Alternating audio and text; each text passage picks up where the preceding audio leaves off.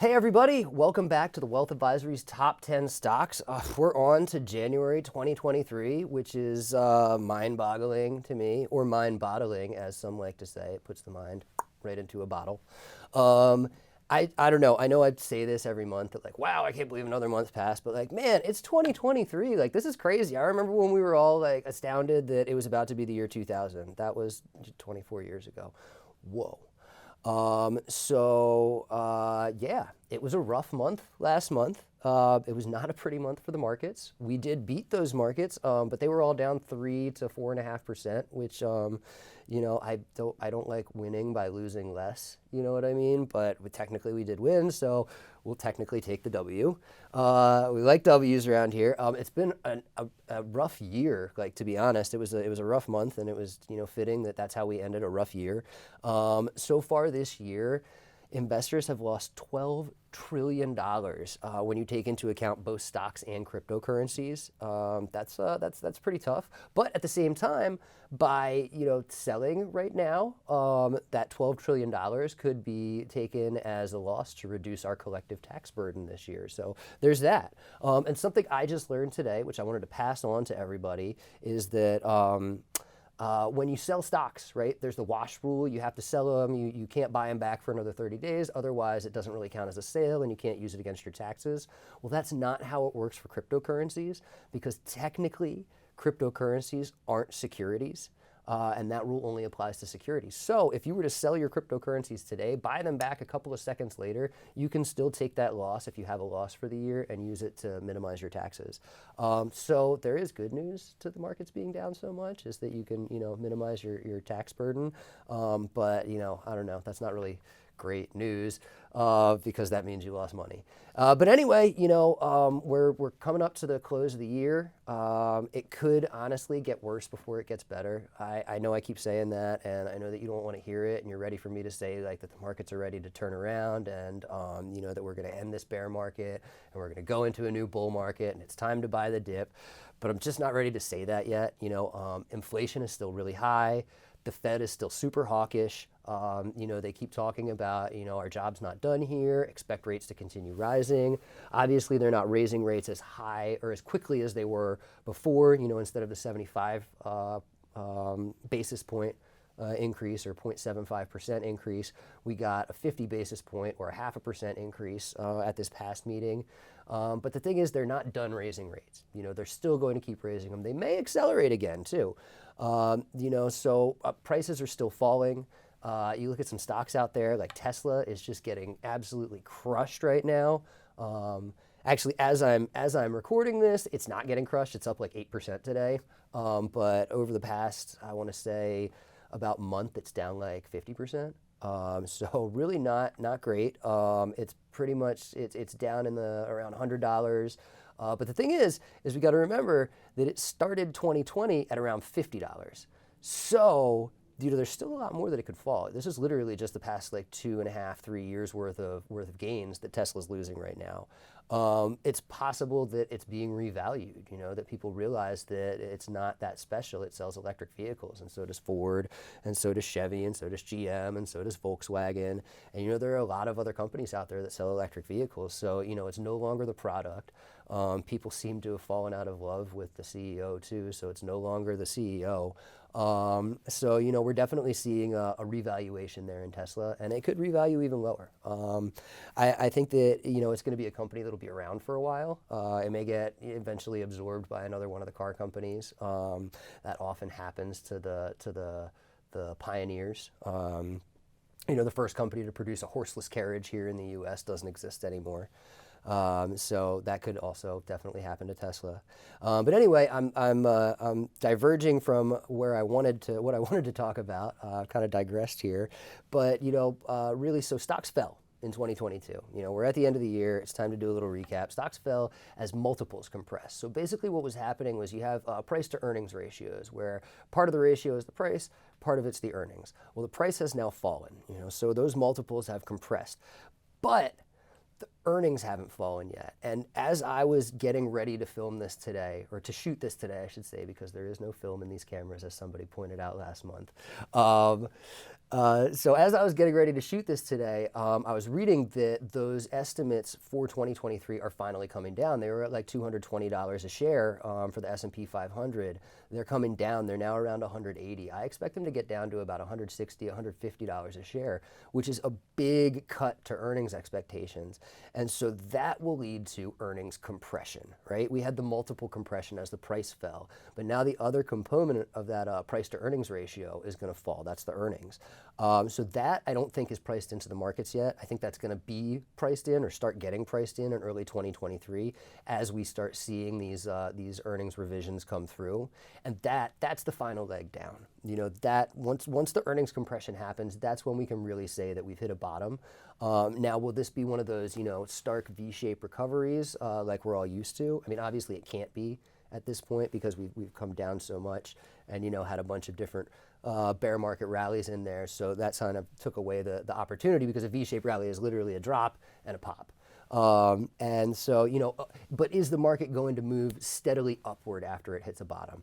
I don't think so. I think that we are going to see the final leg down, but I think it's going to be a slow trudge back up to the highs that we had seen back in January of this year.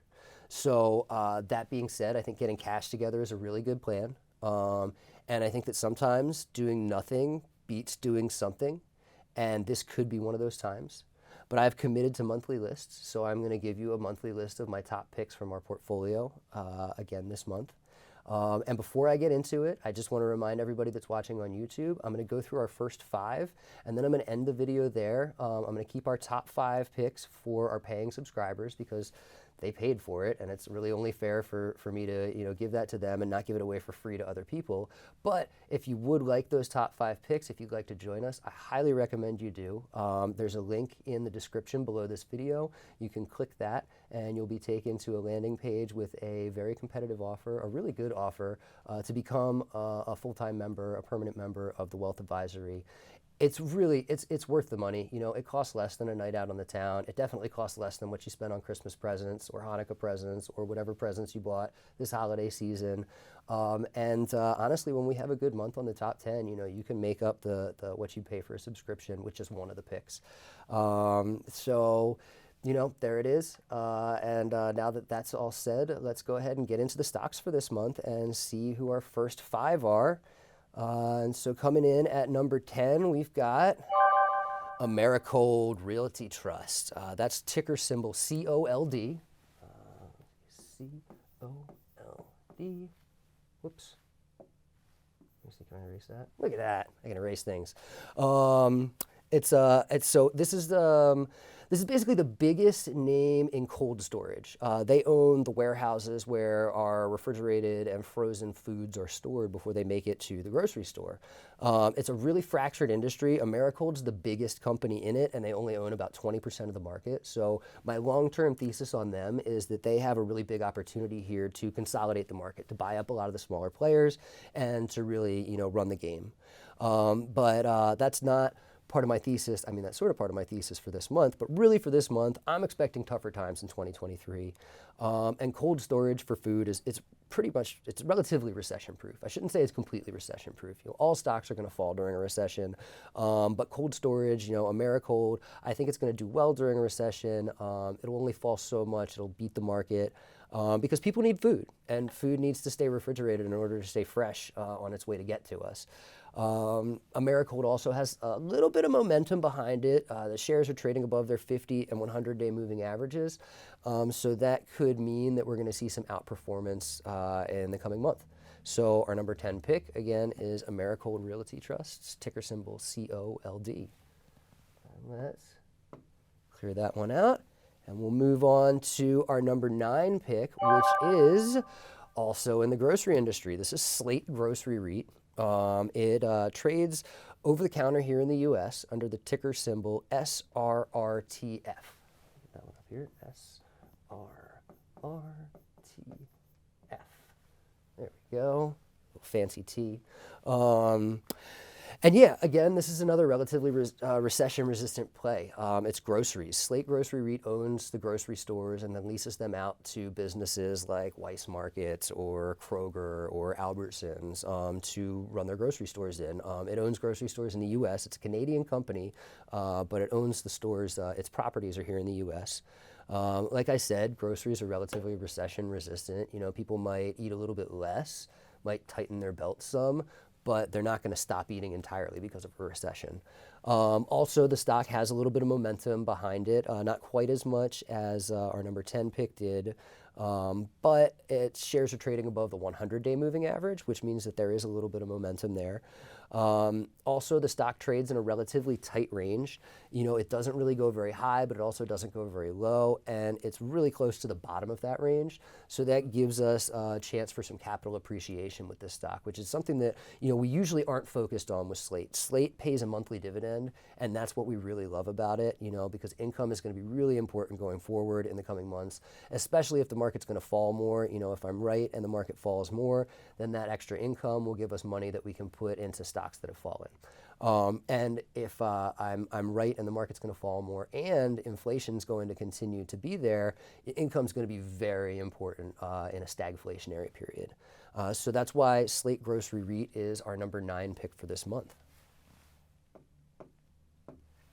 All right, moving on. That brings us to our number 8 pick, which is ELS, or Equity Lifestyle Properties, the ticker symbol ELS. ELS. I could just underline that since that's the ticker symbol too, but I'll do both. And again, this is more momentum.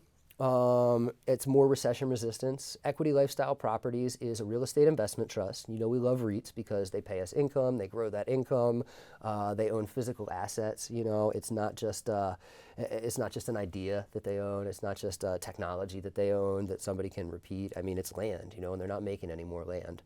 But anyway, this is more momentum, more recession resistance. The company owns RV parks, prefabricated housing communities across the U.S. I say prefabricated housing communities because trailer park has kind of a negative connotation to it. But let me tell you, where I grew up, there are a lot of really, really nice trailer parks, and Equity Lifestyle Properties are really, really nice trailer parks. You know, so they have these mobile homes. One of their big investors is actually Berkshire Hathaway. Warren Buffett loves mobile homes. It's a relatively recession-proof industry. It could even see growth if people are forced out of the homes that they just bought. You know, if real estate prices slide, you know, people bought way too high, can't afford their payments anymore. Maybe they have to refinance their loan and they have to refinance at a much higher rate. Anyway, you know, people could be forced out of their big homes and into prefabricated housing communities.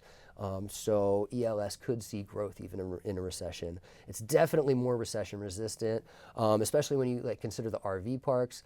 You know, people still like to take a break, still like to go on vacation even when times are bad. But, you know, when times are bad, their vacations tend to be a little bit closer to home, places they can drive to. RV parks are perfect for people who like to drive to their vacations because you can bring your vacation home with you. So anyway, you know, it's a tough one going into a recession, but it's a more recession resistant than other industries. It pays steady income. We love the steady income, and I think that the steady income is going to be really important coming up. It's currently trading above its short-term moving averages also, so that means there's a little bit of momentum behind it. And while pretty much everything else was down last month, ELS was up. So, you know, that shows outperformance. That's something that could continue into January. So we're going to make it our number 8 pick, Equity Lifestyle Properties, ticker symbol ELS.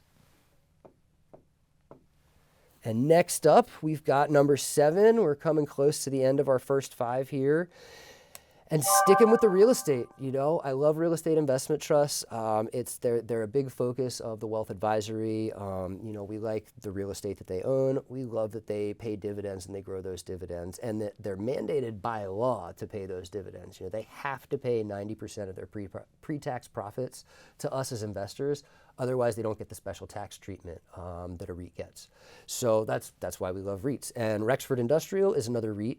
It has relative strength. It was flat last month, literally flat. Did not gain or lose last month while the markets were down. I'd have preferred to see it gain, but it didn't drop. So that shows relative strength. It also pays a steady and growing income, like all of our REITs do. It owns a whole lot of industrial buildings, like warehouses and distribution centers in the biggest infill market in the country, which is Southern California. And by infill, I mean that's where all of the stuff that we order from other countries, mainly China, comes into the U.S. and then gets sort of distributed out on the networks. So Rexford owns a ton of stuff down there. They're steadily expanding, and every time they expand, they add new customers and they grow our dividend. Income is going to be really important in a recession. It's going to become even more popular of an investment if stagflation develops, like I think it will. And so we're going to put Rexford in as our number 7 pick this month to hope that we can capitalize on some of that relative strength. I almost forgot to tell you the ticker symbol. Rexford is REXR. REXR. Rexford Realty. There is a space between the X and the R. You just can't see it because it's so small. Anyway, Rexford, love it. I think it's a great long-term hold. I think in the short term, it can outperform the market. So it's our number 7 pick this month. And that brings us to the end of the first 5, and we're sticking with real estate again and going with Stag Industrial. Stag is very similar to Rexford in that it owns industrial real estate. Its ticker symbol is STAG, as you can see here. And I'll write it too, just so that I can practice writing on the screen. Stag is somewhat different from Rexford in that its focus is more broad. Rexford focuses on Southern California. Stag focuses all over the U.S. But Stag owns buildings that are perfect for individual tenants. You know, they rent buildings out to companies like Amazon that don't want to rent space in a building. They want to rent the whole building. So that's one of the things we really like about Stag is that they focus on big customers like that. Big customers like that have deep pockets. They can afford to keep paying for these buildings. They're not likely to cancel their contracts because there's some short-term trouble going on. Stag has momentum behind it. It's also been an outperformer over the past month. So the stock was up last month with the markets down, and the shares are trading above their short-term moving averages. And it could also benefit from China reopening. So China has decided that they're going to scrap their zero COVID policy. They've decided that Omicron, the current variant that everybody's dealing with, is so different from the original COVID virus that it's not COVID anymore. So they have effectively had zero COVID, and now they can end that policy and they can open back up. And China's a huge country. You know, it's huge industrial demand, huge consumer demand. So I think that Stag, being an industrial REIT that works with companies in the e-commerce sector, could benefit from China reopening. So that makes it our number 6 pick this month and wraps up the first 5. So let's go ahead and do a little recap here. We've got Americold Realty Trust, the biggest company in the cold storage industry, but one with lots of opportunities to grow. Slate Stone Grocery REIT, a company that owns grocery stores and rents them out, really recession-resistant industry, and also a company that pays a monthly dividend.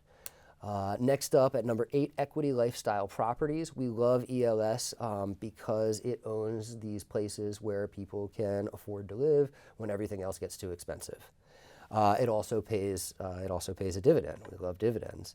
Actually, all of these first 5 pay dividends, and we really, really love dividends, and that's why they're all paying them. So next up is Rexford Industrial Realty, another real estate investment trust. They own a lot of property down in Southern California, the biggest infill market. They pay a good dividend. They, along with our number 6 pick, Stag Industrial, could see a boost from China's reopening. So there you have it. We've got Americold, Slate Grocery, Equity Lifestyle Properties, Rexford Industrial Realty, and Stag Industrial as our first 6. They all pay dividends. They all grow those dividends. They've all got a little bit of momentum behind them this month, and they've all got a chance of making you money in the new year. And on top of that, they should provide some protection from the negativity I see coming in the markets ahead. So for those of you on YouTube, thank you for joining us this month. I really appreciate you coming in and watching.